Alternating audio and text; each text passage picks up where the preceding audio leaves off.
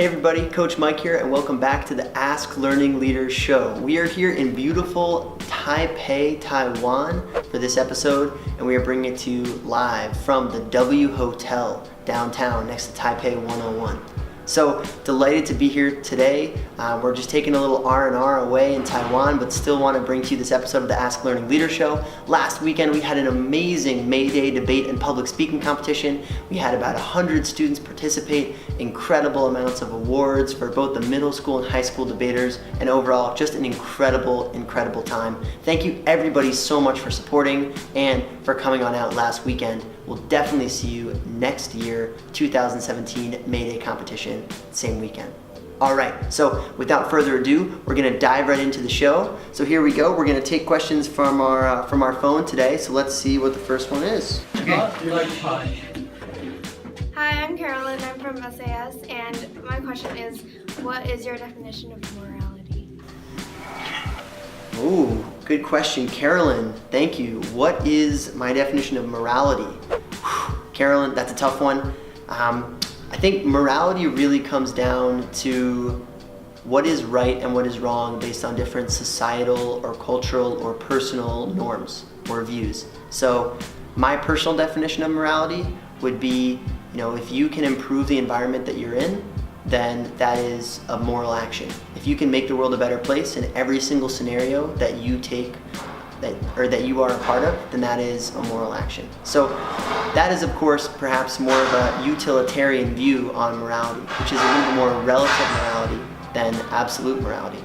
Relative morality being the utilitarian view popularized by Jeremy Bentham, which is maximizing the total amount of benefits or utility within a system, and absolute morality being following a strict set of rules or code no matter what situation you're in. So although for me it comes down to a few different calculations or a few different specifications or areas that I would want to focus on in each situation, I would say that in a lot of ways I'm probably more relative morality focused, just always trying to improve the environment that I'm in.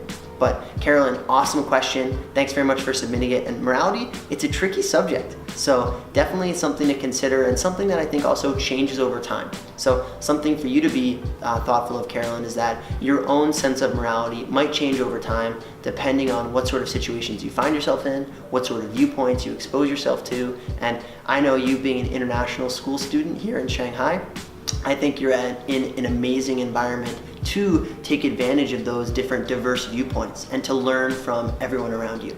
And I think that's only going to improve your own version of morality. All right, so next up, let's see here.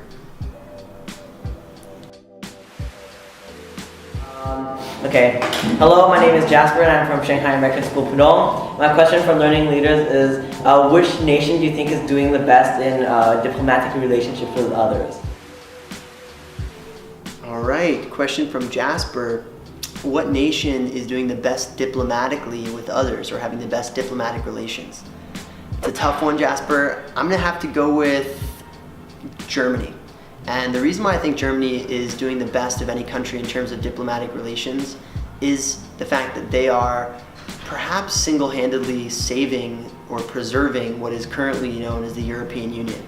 Right now, you can read about in the news, you can hear people talking about a potential of Britain's exit from the European Union. Lots of challenges going on right now within Europe with the refugee crises and other challenging issues for all these countries. The Greek defaults, right? Italy and Spain's economy really challenged right now, but Germany has been a stalwart, supporting all the other countries, reinforcing and really reiterating all these countries' commitment to being part of the EU, and overall it's been a really incredibly strong force in driving the succession of the EU so far.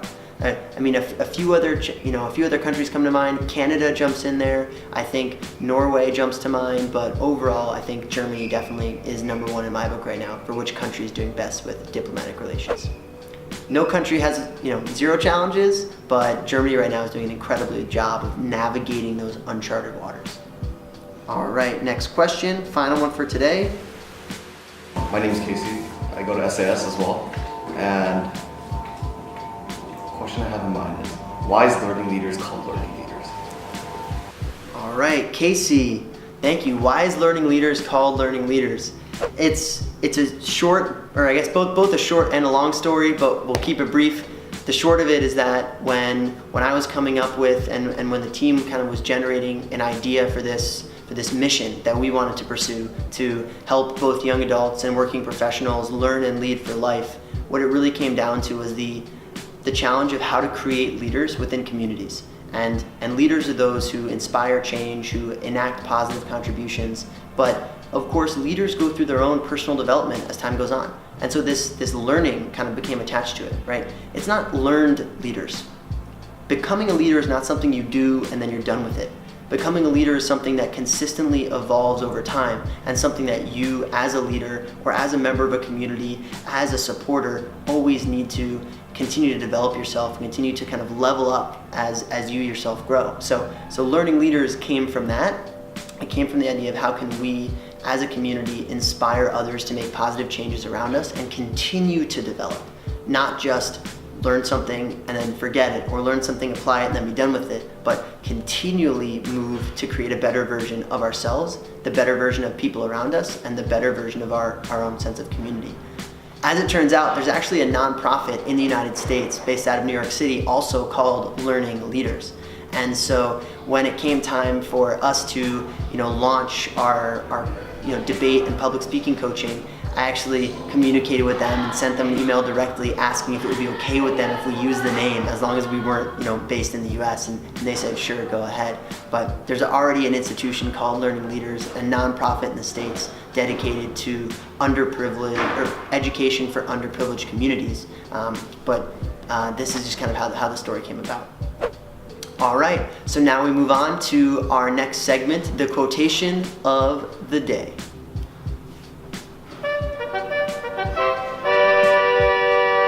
Quotation of the day! All right, so the quotation of the day today comes from J.R.R. Tolkien, author of Lord of the Rings and The Hobbit.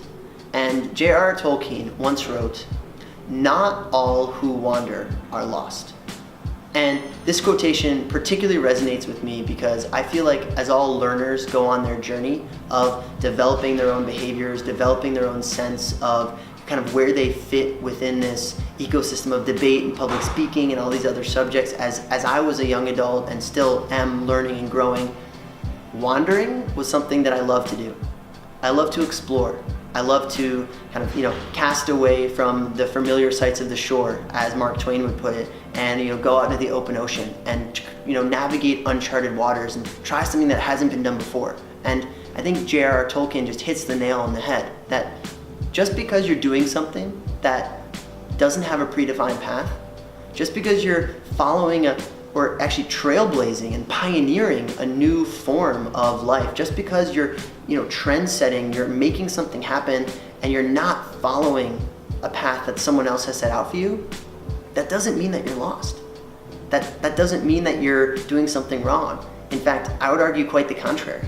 I would argue, in fact, that the trailblazers, the pioneers, the ones who determine the future, the ones who make the future the way that they see it, the way that they define it, those are the ones who actually lead others to follow them. And so while to an outsider, this person, this trailblazer, this pioneer might appear lost at first, maybe it's because the other people, the critics, the public, they can't quite see what this other person sees. And so it's not the fact that you're lost once you wander, but it's actually the fact that you're just doing something maybe contrarian or against the popular belief. So J.R.R. Tolkien, when he was writing these books, The Hobbit and The Lord of the Rings, that he's most known for, he was doing something that wasn't really appreciated at the time. He was doing something that people honestly didn't really realize the artistic value of until much later.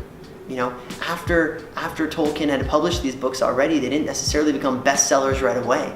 And it wasn't until later that people realized the value of his work. So not all those who wander are lost, I think, is something that we all should remember as we're going through our own journeys and our own personal development, because we're all going to face hard times. We're all going to face challenges. And at some point, you may decide to step off the beaten path or to blaze your own trail. And just because someone else doesn't see what you see doesn't mean that you're wrong. And it doesn't mean that you're lost. Well, all right, so we're here in beautiful Taipei, And we want to thank you guys for tuning in to this episode of the Ask Learning Leaders show. Look forward to getting more questions for next week's episode. Please remember to reach out to your coach directly, to fire us an email at ask@learningleaders.com, to follow us on Instagram, follow us on Snapchat, and get those questions coming in, because when you have questions, we have answers, and we're here on the Ask Learning Leaders show to help you guys out. See you next week.